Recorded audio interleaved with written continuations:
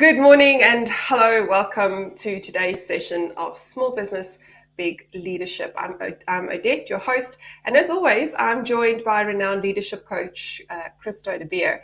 And if you're watching us live, I'd love for you to jump on the chat and just let us know where you're watching from. If you're watching the replay, obviously hashtag replay and let us know where you're watching from. We love to hear from you. So we've got a really interesting conversation today. We will be demystifying some common myths. And the first is value proposition or unique selling proposition or VPs or USPs or whatever you call it, those things that make you unique. So let's jump right in. Christo, don't you want to tell me? I am so curious. Why is value proposition so important for businesses? Well, hi, Odette. First of all, thank you once again for this great opportunity to be with you. I really enjoyed it. It's always good. A lot of good conversation, good questions, thought-provoking questions, and I hope that the viewers are also going to enjoy today's podcast program. Yeah, why is it important? I think it's important because it's the very essence or part of the very essence of why your company exists. We exist to deliver a service, a product, to our customers, to those people that are consuming those products, and so if there's no value in it, why are people going to buy it, and even more, why they're going to buy it again. And I think that's maybe something that we see is that people can buy from you once, but are they going to return? And I really believe is that it comes down to value. It comes down to how you package that value and how you market it to the people out there. So that's why I believe value proposition is so important for every single company. Absolutely. I think it also forms the basis of how a business communicates the unique value. So what you mentioned is how you market it. And people think that if you've done the value proposition, then you're done. But that's not the end of it, because there's so many multiple facets to the value proposition. There's the language we use, for example, in the organization, as well as the language we use when we speak to our customers, whether it's in our marketing or it's in our communication. If we take it one step further, the value proposition tells your customers what they can expect when they come to you. Exactly what you said. Did I buy from you once and never again? Or do I come back to you, and what is that thing that keeps drawing me back to you as a customer?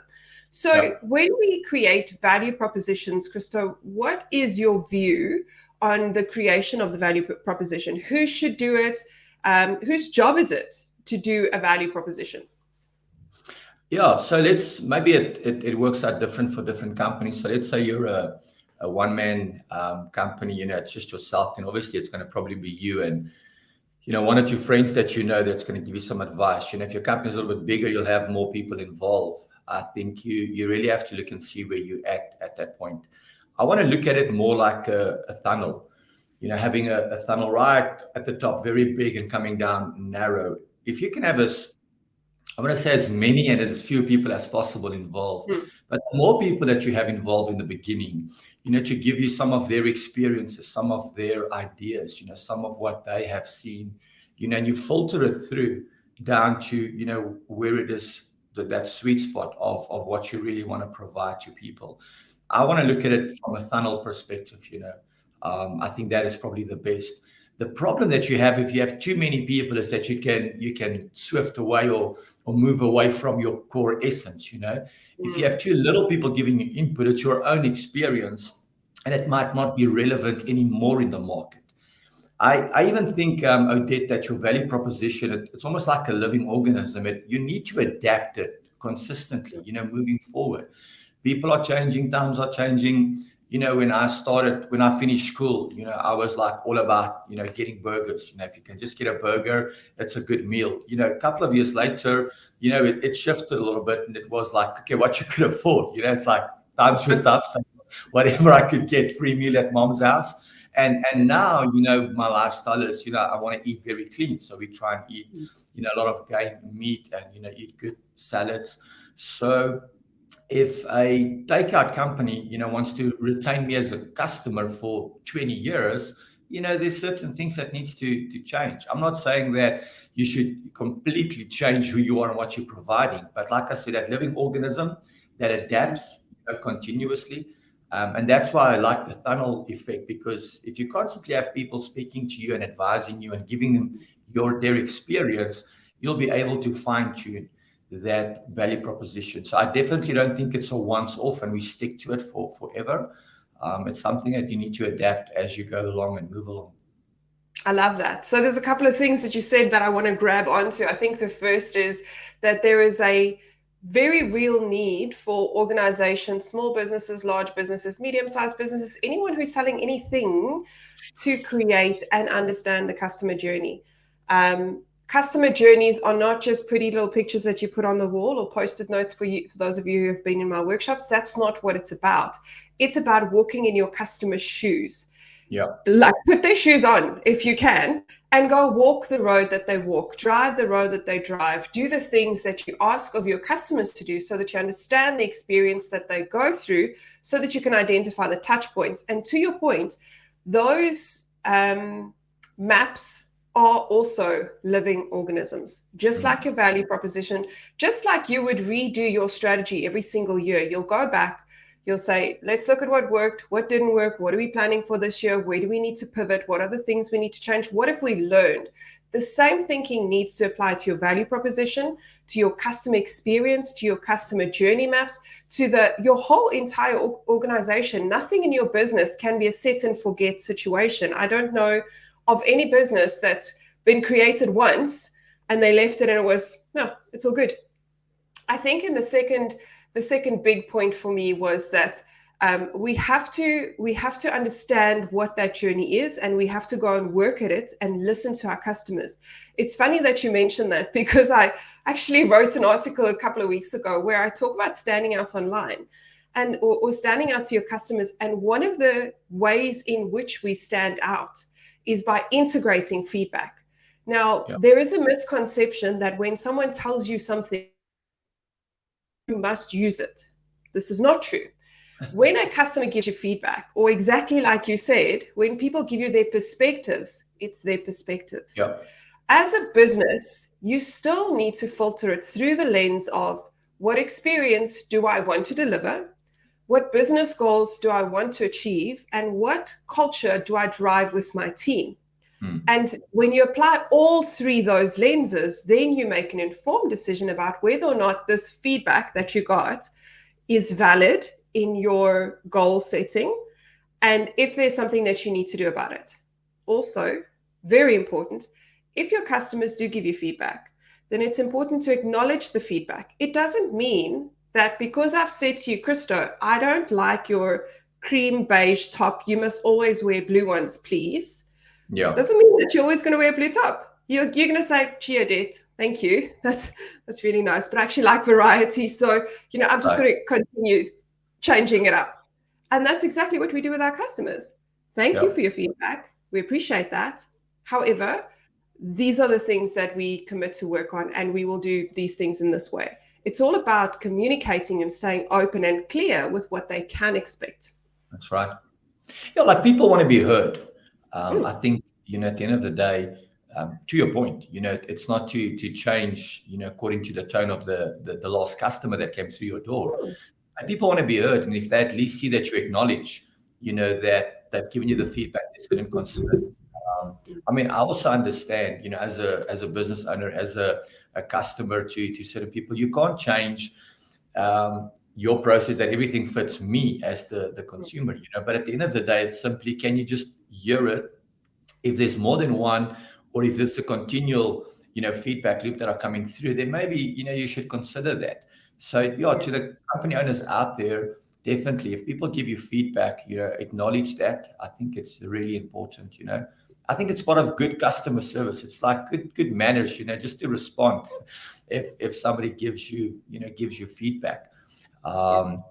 Definitely. If I look at value proposition, Odette, for me, it's really, what is the value proposition? It is really the experience or your difference that you've formed or gained through the experiences of life in relation to the customer's need.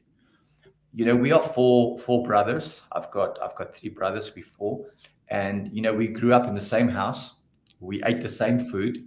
My parents bought clothes from the same shop. well, we used, one set of clothes through some of us.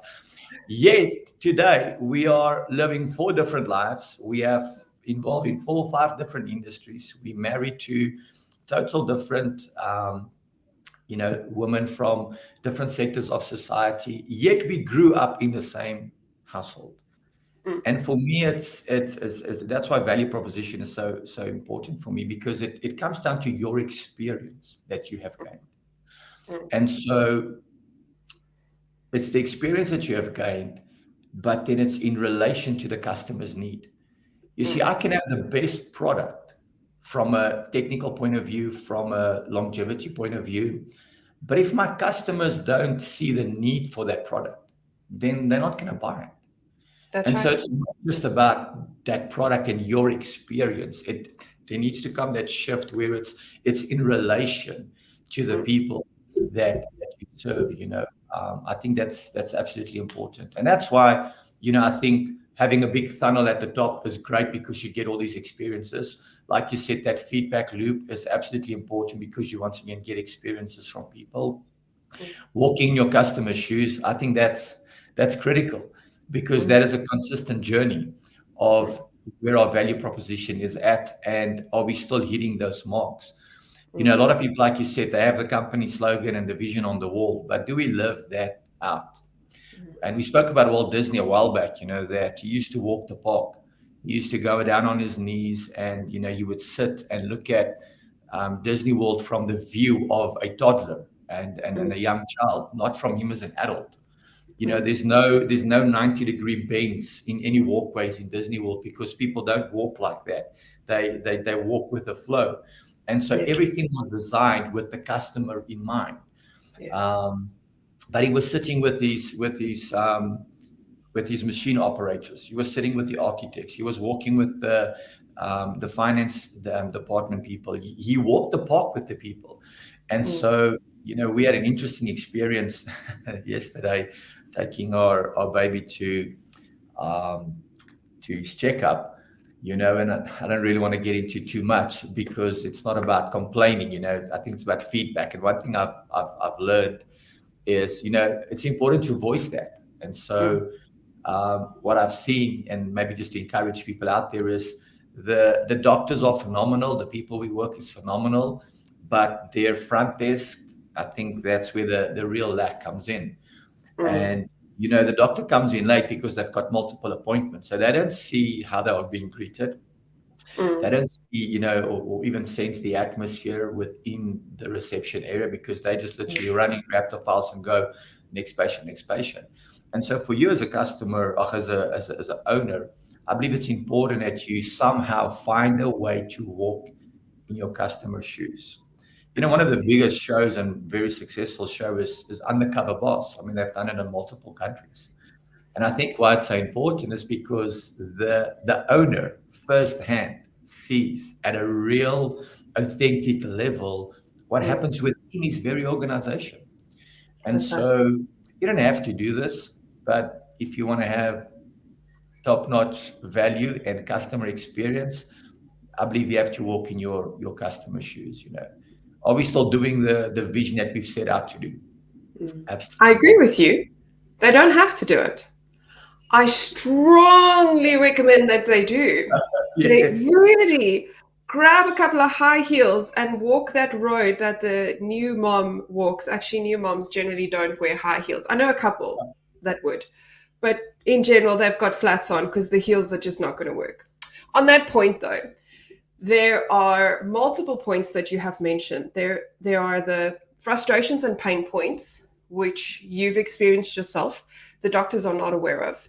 And then there are goals that the customer wants to achieve. So your goal in your experience yesterday was to make sure that your wife is happy and healthy, and that the baby is happy and healthy, and that you're doing the right things. And if there is any additional feedback or information that you need, that you obtain that. And one of the things we need to do when we create value propositions is internalize all that information. The Yeah. easiest way of doing that is using a customer value proposition canvas. A customer value proposition canvas is very simple. On the one side, it's got your product or service that you've got. And on the other side, it's got your customers, because nothing can be sold in isolation. It has to be in relation to your customers. And if you've listened to any of my conversations, it's all about putting the customer at the heart of everything we do. If we honestly do that, then we earn the right to a sustainable and successful future. So what you would do is you would weigh up your product or service against the goals that your customer needs to meet, along with the gains that they are trying to achieve. I want to feel good. I want to feel like I'm doing a good job. I want to know that my baby is healthy, and if there's something that needs to be done, that I know what to do, as well as the pains that they experience. When I walk into the receptionist couldn't be bothered, or there was no one to greet me, or I walked in and there was a horrible smell because someone had a tuna sandwich for lunch, and it was just like, whoa, So you would measure up those two things and you would say, okay, if this is the pain, what is the pain relief? Doctors, we're talking about doctors. What is the pain relief that I can prescribe in my business to help you relieve that pain? And what gain do you want to achieve? And how do I satisfy the gain, or how do I achieve that gain? Now, for those of you who are visual or are going, Odette, like seriously, that's a bit much, I have a little bit of a gift that's a little bit sneaky. I have created a template, sneaky, that you can use for free to go and create your value proposition against the customer, because I don't believe that value propositions should be created in isolation, exactly like Christo said. And one of the biggest things that we have is customers as assets. And if we truly believe that customers are the lifeblood of our business, then we should create for them. And to create for them, we need to understand them. So for those of you who want to know how to create a value proposition canvas and then go and implement it in your business and be awesome and not just meh, drop us an email or comment me in the comment section, and I will email you a copy of the value proposition canvas. In the comment section or in the notes section of this podcast, there will be a link where you can go and download the value proposition canvas, and you can go and implement it yourself. Obviously, if you have any questions or if you get stuck, then you can pop us an email, ask us questions, send us an inquiry, whatever. We'll answer your questions. And if you need help, we're obviously happy to help you. So, Christo, how do you see things improving, for example, for your doctor, who is actually, like you just said, really, really busy? I mean, he doesn't even know. He has no idea. He's not listening to this podcast, I'm sure. And he is running from one appointment to the other, going home completely tired and exhausted because he's just been in back-to-back appointments. What do we do for them?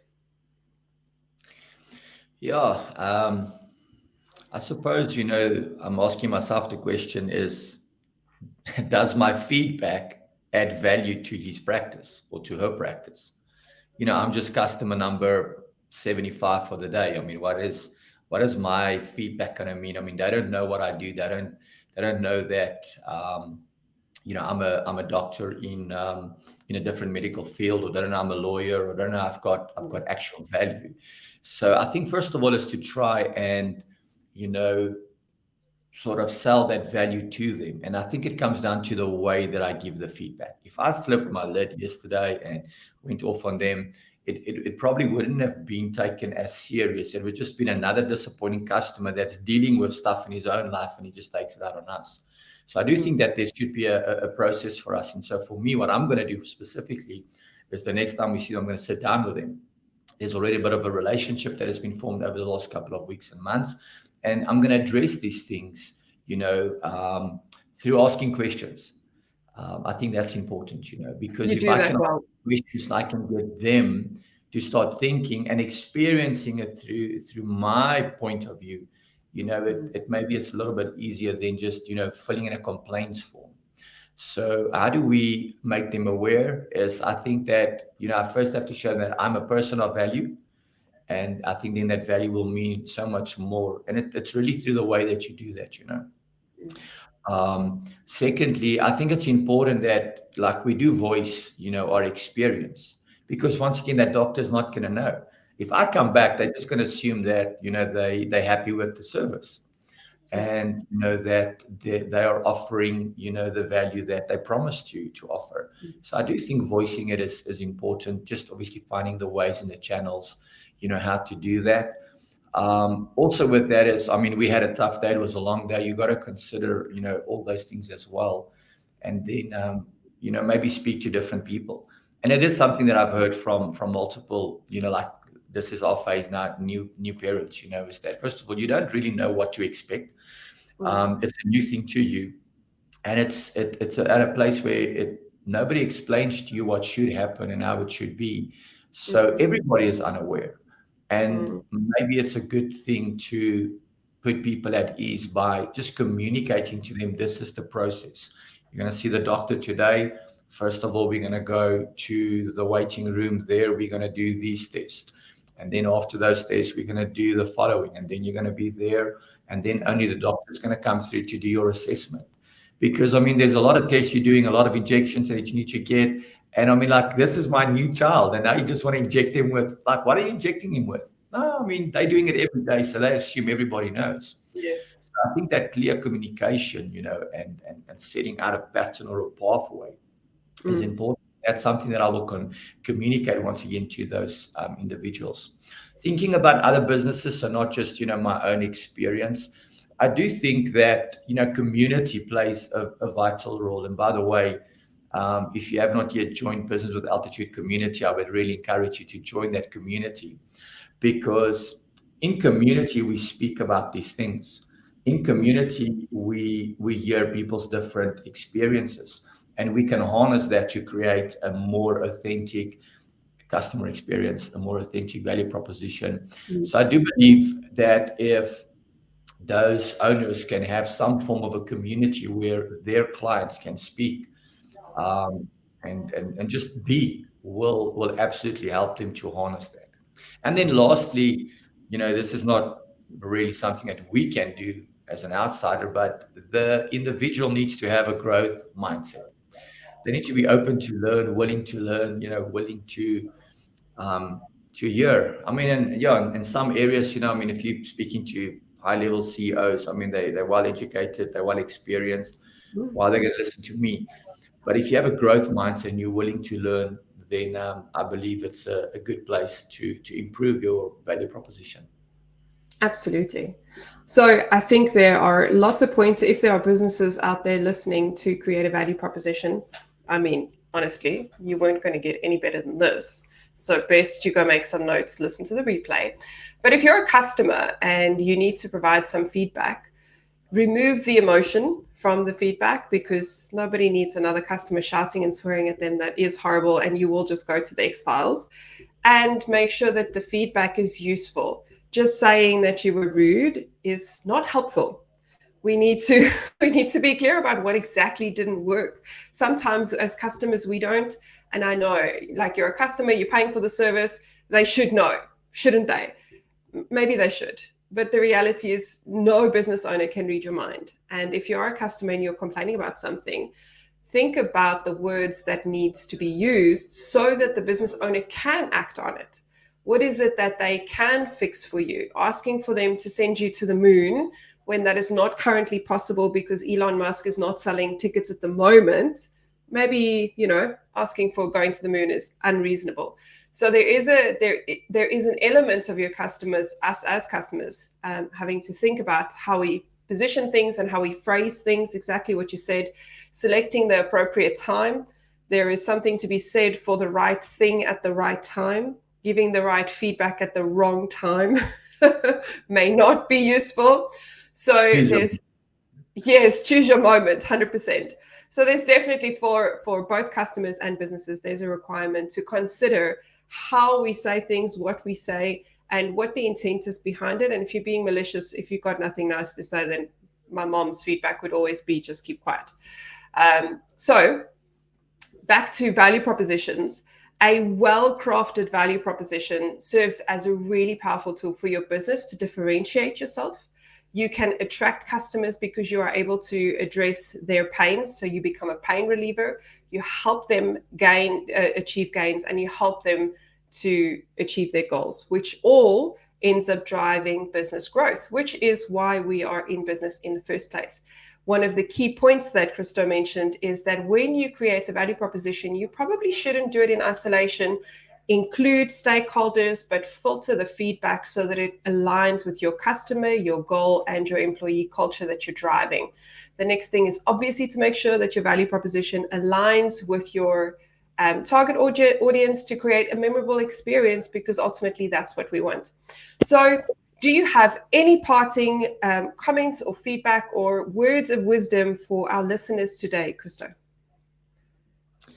Yeah, definitely. I would probably just say that value yourself, value your team, and value those you serve. I love that. Some more value. So, on that valuable note, thank you so much for joining us. Thank you for watching. Thank you for listening. Remember to click the subscribe button to stay in tune for more helpful and useful insights from leadership, customer experience, business growth, and actually just growing as an individual. So, until next time, have a fantastic weekend.